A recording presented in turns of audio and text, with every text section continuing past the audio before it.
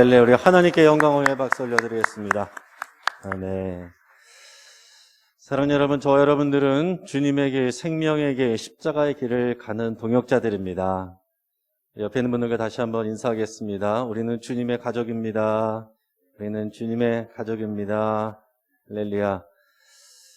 네. 저도 코로나 걸려보니까 이게 쉬운 게 아니더라고요. 그래서 그 기간 동안 위에서 기도해 주시는 여러분들 또 감사했고, 또 코로나로 인해서 힘들어하시는 분들 또 생각하게 되고, 또 환우들 많이 눈물 흘리고 계시는 우리 환우들 많이 힘드시겠구나 깊이 생각하게 되고, 그러면서 이 사순절 기간에 우리 예수 그리스도의 그 고난과 그 십자가를 더 깊이 묵상하는 그런 시간이 되었습니다. 여러분, 이 사순절은 그 예수님의 십자가, 그 고난, 그것을 묵상하고 예수님의 부활 생명을 소망하는 그런 절기입니다. 여러분, 예수님께서 왜 십자가에서 죽으셨습니까? 나 때문에, 내 죄 때문에 나를 대속하기 위해서 죽으신 거예요. 그렇죠? 따라해 보겠습니다. 내 죄 때문에 나를 대속하기 위해서.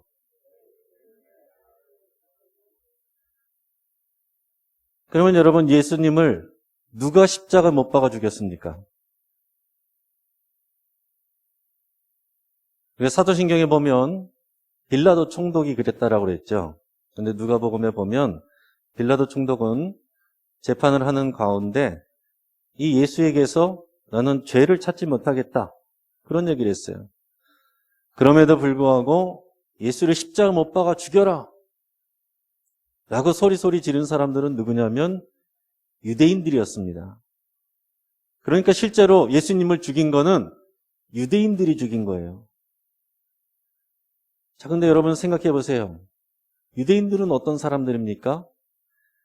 예수님이 복음을 전하고 그 생명을 주시기 위해서 오신 그 구원의 1차 대상이 유대인들이에요. 그래서 예수님은 유대인으로 오셨고 유대인들에게 사역하시고 유대인들에게 복음을 전했어요. 그런데 그 유대인들이 예수님을 죽였다는 것입니다. 하나님을 모르는 사람들이 예수님을 죽인 게 아니에요. 하나님을 알고 하나님의 말씀을 받아 아는 유대인들이 예수님을 죽였다는 것입니다. 왜 유대인들이 예수님을 죽였느냐? 여러분, 이것을 아는 게 중요합니다. 자기들을 위해서 오신 예수님을 왜 유대인들이 죽였냐는 거죠. 그들이 하나님의 말씀을 오해하고 또한 예수님을 오해했기 때문에 그런 짓을 한 것입니다. 그들이 하는 율법대로 하면 예수님, 이 메시아는 베들레헴으로 오셔야 되는데 예수님은 나사렛 출신이라고 하니까 메시아일 리가 없다, 그런 거예요. 또 그들이 알고 있는 율법에 의하면 안식일에는 일하면 안 된다라고 되어 있는데 예수님은 안식일에도 사람을 고치셨어요. 그리고 율법에 보면 죄인들하고 다니지 말라고 그랬는데 예수님은 죄인들과 가까이 하시고 죄인들과 같이 식사도 하셨습니다. 그러니까 유대인들이 볼 때 예수님은 하나님의 말씀을 업신여기는 사람처럼 보였다라는 것입니다. 또 유대인들에게 있어서 신앙의 중심은 예루살렘 성전입니다. 그런데 예수님은 이 예루살렘 성전이 돌 위에 돌 하나도 남기지 않고 다 무너지리라, 이런 말씀을 하니까 이 성전에서 일하는 이 종교 지도자들은 얼마나 기분이 나빠요. 또 유대인들은 사마리아 사람들이 하면은 굉장히 낮게 보고 천하게 보고 차별하는데 예수님은 강도 만난 자의 이웃, 이런 비유를 통해서 오히려 사마리아인이 하나님의 뜻대로 행하고 유대인들이 하나님의 뜻에서 벗어나 있다는 말씀을 하니까 유대인들이 막 화가 나는 것입니다. 그리고 종교 지도자들이 볼 때 예수님이 인기가 있고 사람들이 많이 따르니까 자신들의 기득권을 잃어버릴까 봐 두려웠던 거예요. 그래서 결국 하나님의 말씀을 오해하고 하나님의 말씀을 오해하니까 예수님을 오해하게 됐어요. 그래서 그들이 예수님을 죽인 것입니다. 자, 예수님이 부활 승천하시고도 똑같았어요. 크게 달라지지 않았습니다. 예수님의 제자들은 예수님을 믿고 구원받은 자들이지만 예수님이 뭐라고 그랬습니까? 모든 족속으로 제자를 삼으라. 복음을 전하라 그랬는데 이 제자들은 여전히 유대인들에게만 복음을 전했어요. 그래도 그렇지 어떻게 이방인들에게 복음을 전합니까? 이 생각이 있는 거예요. 이게 깨지지 않는 것입니다. 그러다 나중에 사도 바울이 복음을 이방인들에게 전하고 이방인들이 구원을 받는다는 소식을 듣고서 나중에서야 그것을 인정하게 됩니다. 근데 여러분 신약성경 보세요. 여기 있는 대부분의 이 서신서들인데 이방인들에게 말씀을 전해서 이방인 지역에 교회가 생겨서 거기에 보낸 편지들입니다. 로마서, 갈라디아서, 고린도 전후서, 에베소서, 빌립보서 다 이방인들에게 복음을 전하고 이방인들에게 그 복음을 전한 결과로 교회가 세워진 그것을 보여주는 게 여러분 성경입니다. 무슨 얘기입니까? 하나님의 말씀은 변하거나 틀린 적이 없어요. 그러나 그 하나님의 말씀을 사람들이 오해하고 잘못 이해하고 그래서 실수하고 잘못을 범한다는 거죠. 우리가 지금 사순절을 보내고 있는데 저 여러분들은 어떻습니까?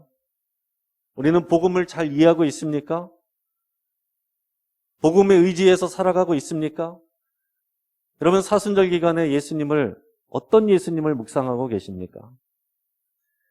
제가 아는 어떤 나이 드신 권사님 중에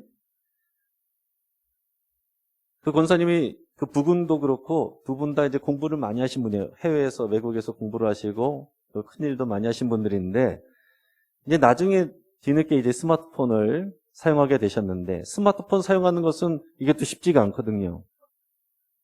그냥 어느 날 보니까 스마트폰이 소리가 안 나와요. 이렇게 저렇게 만져봐도 소리가 안 나와서 할 수 없이 고객센터에다 전화를 해서 날짜를 잡고 그날이 돼서 차를 타고 또 멀리 가서 번호표를 뽑고 접수해서 한참 기다렸다가 결국에는 이제 거기 담당 직원한테 보여줬는데 직원이 이렇게 딱 보더니 볼륨이 줄여졌네요. 그러면서 볼륨 싹 올려줬어요. 얼마나 허무해요. 근데 그럴 수가 있겠죠. 여기서 웃으시지만 여러분 우리 가운데서 스마트폰 100% 활용한 사람이 어디 있습니까? 조금 더 사용하는 것일 뿐이지 스마트폰의 기능은 훨씬 더 많은데 우리가 사용하는 것은 일부분입니다. 근데 여러분 복음도 마찬가지예요. 복음의 능력, 하나님의 크신 뜻은 우리가 충분히 다 이해하지 못하고 오해하고 살 때가 많다라는 것입니다. 내 삶을 변화시키지 않는 복음은 복음이 아니다라는 말이 있어요. 초대교회 성도들은 복음 때문에 순교했습니다. 지금 내가 바라고 원하는 것들 복음에 비하면 배설물처럼 다 버릴 수 있는 그럴 정도로 복음은 더 귀하고 중요한 것입니다. 오늘 그래서 오늘 본문의 말씀을 통해 하나님의 마음과 복음을 더 깊이 이해할 수 있기를 주의 이름으로 축복합니다. 오늘 본문에 보면 특이한 표현이 나옵니다. 그게 뭐냐면 피조물이 탄식한다라는 그런 말이 있어요. 오늘 22절, 23절 같이 읽어보겠습니다. 피조물이 다 이제까지 함께 탄식하며 함께 고통을 겪고 있는 것을 우리가 아느니라. 그뿐 아니라 또한 우리 곧 성령의 처음 익은 열매를 받은 우리까지도 속으로 탄식하여 양자될 것, 곧 우리 몸의 속량을 기다리느니라. 아멘. 자, 여기서 23절에서 탄식하는 것은 누굽니까? 그리스도인들이에요. 그리스도인들이 탄식하고 있다고 그래요. 완전히 구속받지를 못해서 그날을 기다리며 탄식하고 있다라고 말합니다. 이게 무슨 얘기겠습니까? 여러분, 저 여러분들은 예수님을 믿고 구원을 받았어요. 믿음으로 구원받았어요. 그러나 우리 수준은 완전한 의로움에 이르지 못했습니다. 우리는 여전히 죄를 지어요. 그래서 사도 바울도 탄식하며 로마서 7장 22절 24절에서 이렇게 고백합니다. 같이 읽어보겠습니다. 내 속사람으로는 하나님의 법을 즐거워하되 내 지체 속에서 한 다른 법이 내 마음의 법과 싸워 내 지체 속에 있는 죄의 법으로 나를 사로잡는 것을 보는도다. 오호라 나는 곤고한 사람이로다. 이 사망의 몸에서 누가 나를 건져내랴. 아멘. 이게 사도 바울이 한 소리입니다. 무슨 얘기예요? 나는 거룩하게 살려고, 선하게 살려고 하지만 내 안에 또 다른 법이 있어서 싸운다는 거예요. 자꾸 죄를 짓게 된다는 얘기입니다. 이 사망의 몸에서 누가 나를 건져내랴. 사도 바울도 이런 고백을 하는데 우리라고는 안 하겠습니까? 설명 안 해도 우리는 다 느끼죠. 우리가 교회 다니고 예배도 드리고 기도도 하는데 똑바로 살려고 결단도 하고 결심하지만은 그럼에도 불구하고 우리는 또 입술로 또 행동으로 또 마음으로 생각으로 자꾸 죄를 범합니다. 우리가 하나님 앞에 갈 때까지 계속 그러는 거예요.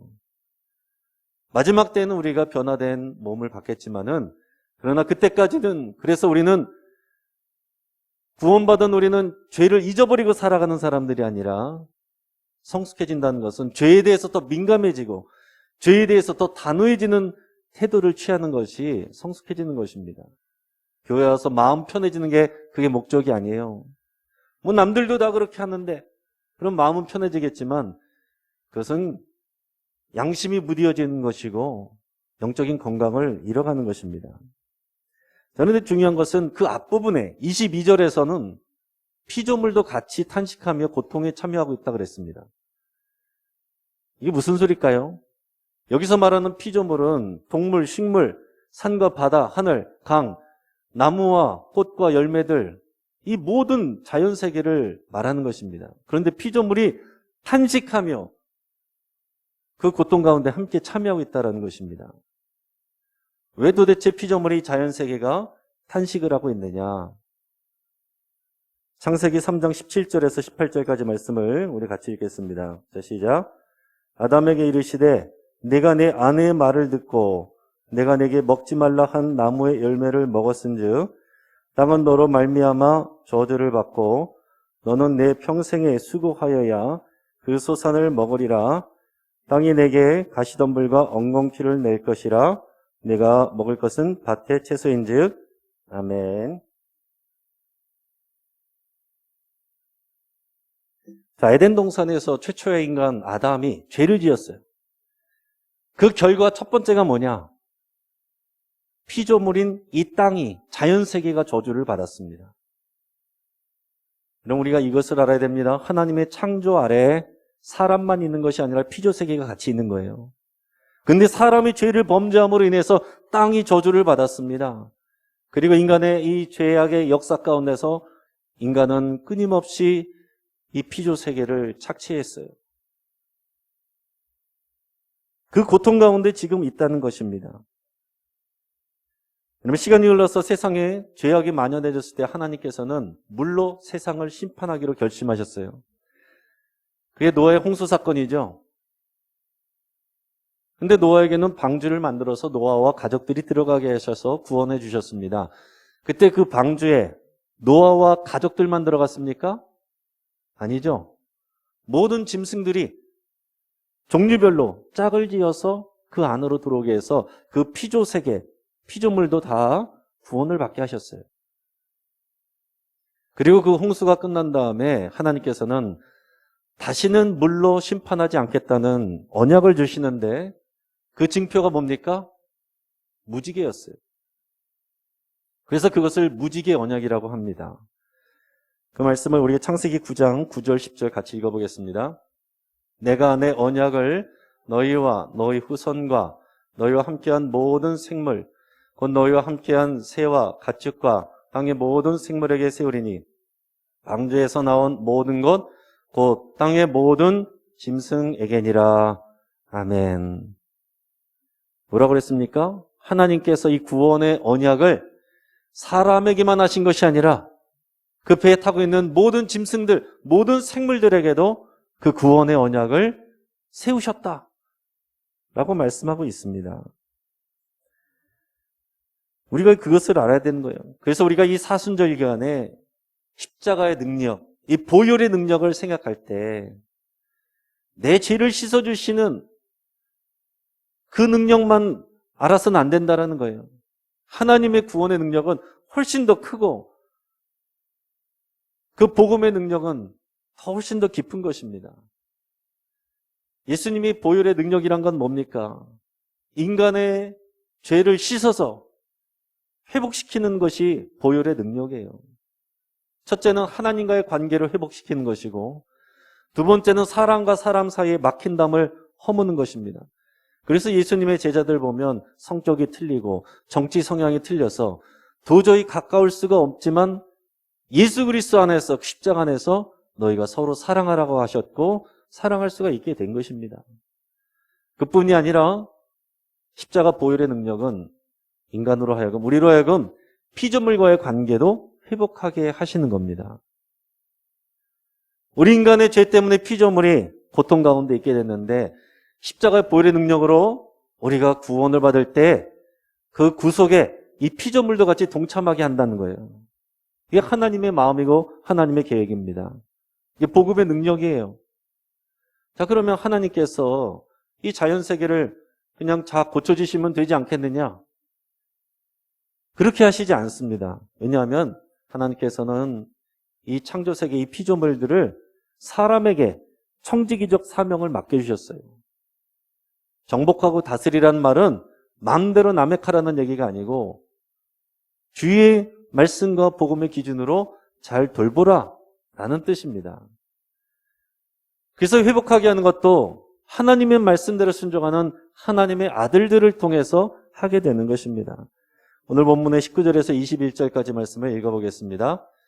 피조물이 고대하는 바는 하나님의 아들들이 나타나는 것이니 피조물이 허무한 데 굴복하는 것은 자기 뜻이 아니요 오직 굴복하게 하시는 이로 말미암음이라. 그 바라는 것은 피조물도 그 썩어짐의 종노릇한 데서 해방되어 하나님의 자녀들의 영광의 자유에 이르는 것이니라. 아멘. 자, 피조물들이 하나님의 자녀들이 나타나는 것을 기다린다라고 그랬어요. 우리 말씀을 좀 더 이해하기 쉽게 쉬운 성경으로 다시 읽어보겠습니다. 모든 피조물은 하나님의 자녀들이 나타나기만을 간절히 기다리고 있습니다. 피조물은 허무하게 되었습니다. 그렇게 된 것은 피조물이 원해서가 아니라 그렇게 하신 하나님의 뜻 때문이었습니다. 하지만 소망은 있습니다. 그것은 피조물도 썩어짐의 굴레에서 해방되어 하나님의 자녀가 누리는 영광스러운 자유에 참여하리라는 소망입니다. 아멘. 여러분, 그래서 우리가 이 자연 만물을 바라볼 때 하나님이 맡기신 청지기적 사명을 가지고 이 복음의 렌즈로 세상을 바라봐야 된다는 것입니다. 우리가 예배 때마다 복음으로 세상을 섬기겠습니다 라고 외치는데, 여기서 말하는 세상은 이 지역사회의 사람들도 있지만 더 나아가서는 이 모든 피조물, 자연 환경, 기후, 이 모든 것까지를 포함하는 것입니다. 저희가 동영상을 하나 볼 텐데 우리가 얼마든지 뉴스에서나 여러 매체에서 볼 수 있는 그런 영상들입니다. 하지만 오늘 말씀을 통해서 복음의 렌즈로 탄식하며 피조물이 하나님의 아들들을 기다리는 그것을 우리가 아는 마음으로 이 영상을 같이 한번 보시고 말씀을 이어가도록 하겠습니다.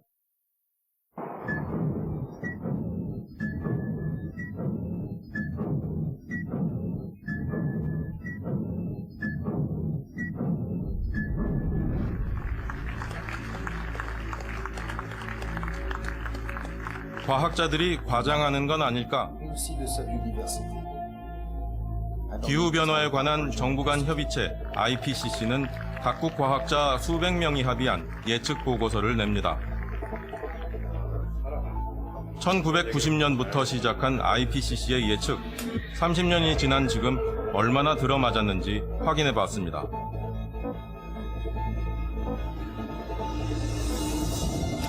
지구 기온 상승은 예측 범위 가운데 가장 더운 쪽으로 실제 관측치가 따라가고 있습니다. 해수면 상승 역시 예측 범위 중 가장 부정적인 수치를 따라 올라갑니다. 예측을 벗어난 게 있다면 극지방 해빙 면적인데 2000년 들어 예측치보다 빠르게 녹아내려 없어지고 있습니다. 과장은커녕 실제가 예측 평균보다 심각한 겁니다.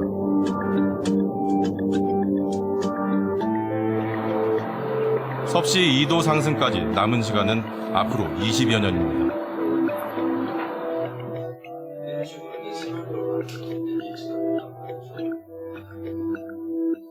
거의 완벽하게 극단적인 시나리오로 그대로 따라서 지금 따라가고 있어요.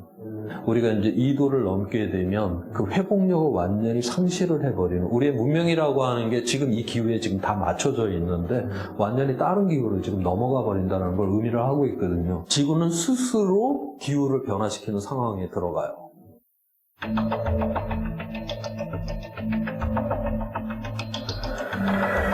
하지만 지난 수십 년간 경고는 무시되어 왔습니다. 지구가 생명력을 잃어가고 있습니다. 지난 여름의 혹독한 더위는 지구 기온이 점차 상승하는 지구 온난화 과정의 하나로 분석되고 있습니다. 지구 기온이 높아지는 온난화 현상의 여파가 이제 우려할 만한 현실로 나타나기 시작했습니다. 북극 빙하가 지난 30년 동안 3분의 1이 줄어든 것으로 확인됐습니다. 자연 상태에서 지구 기온은 섭씨 약 0.5도 범위 안에서 등락을 거듭합니다. 그러다 인류의 산업화 이후 갑자기 폭등해 1.1도 올랐습니다. 만 년에 걸쳐서 약 한 4도 정도가 상승을 했어요. 이게 자연에서 가장 빠른 속도예요. 근데 사람은 100년에 지금 1도를 변화시켰거든요. 자, 그러면 사람이 자연에서 변화되는 속도의 한 25배 지금 빠르게 이게 변화를 시켰다라고 하는 건데, 이렇게 되게 되면 이제 생태계들이 견뎌내지를 못하는 거죠. 그래서 시속 100km로 고속도로를 달리다가 느닷없이 이게 2,500km가 됐다라는 소리거든요. 이건 뭐 죽음을 향해서 간다라고 하는 소리 아니에요? 이 재난 어디서부터였을까? 인류의 탄소 배출은 화석 연료를 본격 사용하기 시작한 산업화 시대 이후부터 기하급수적으로 늘어납니다. 세계의 경제 성장을 나타내는 GDP 총액 역시 산업혁명을 지나며 급격히 올라갑니다.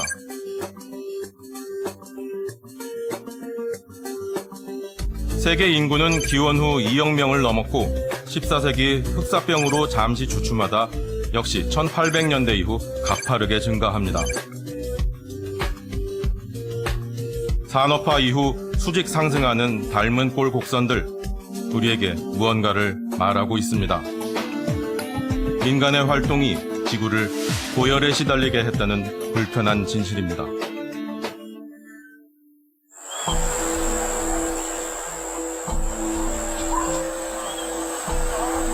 지구가 인간만의 것인 줄 알고 착취를 거듭해온 우리에게 강력한 경고음이 울렸습니다.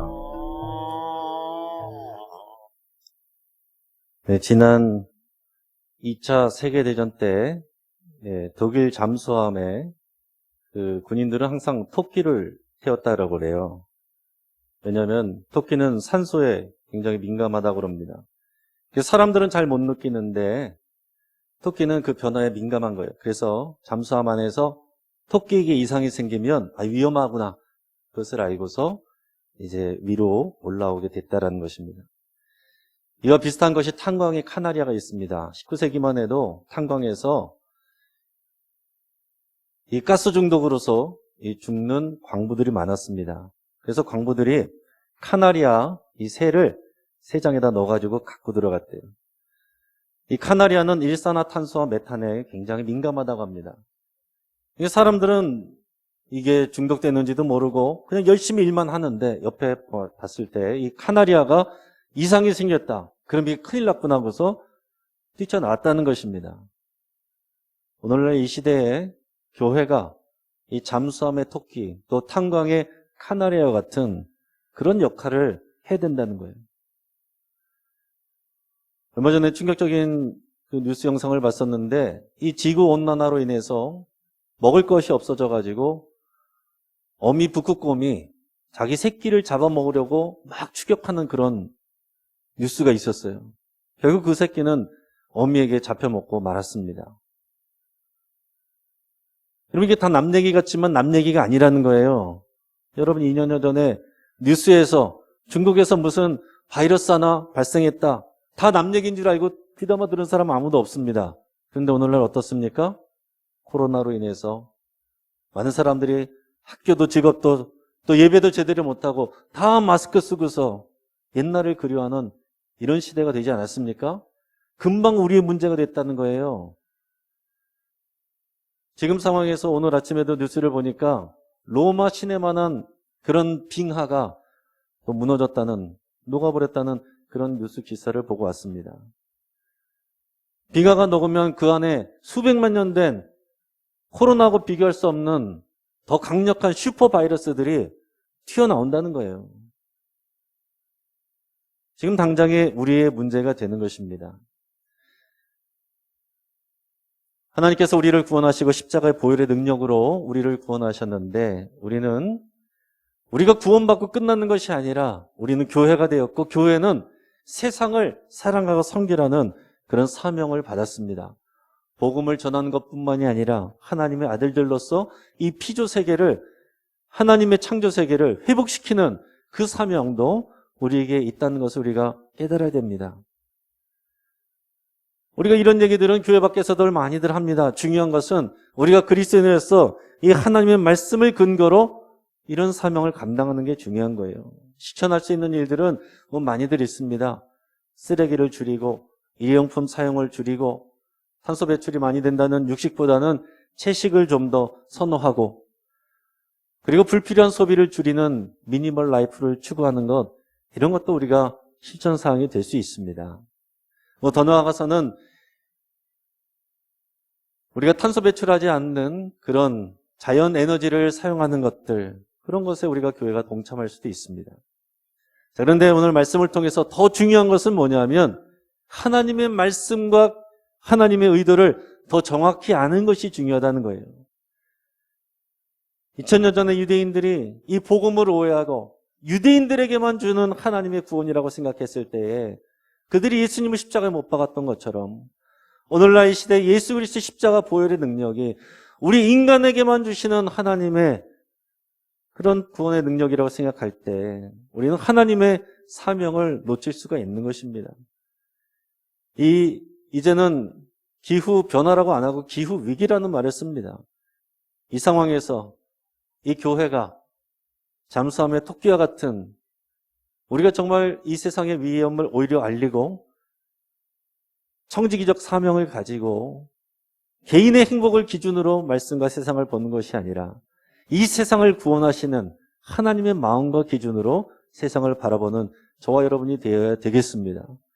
피조물에 탄식하는 소리를 들으시고 이 땅을 향해서 역사하시는 하나님의 그 일하심과 그 사명을 마음에 품으시고 또 그 말씀대로 살아내시기를 주의 이름으로 축복합니다. 같이 한번 기도하겠습니다.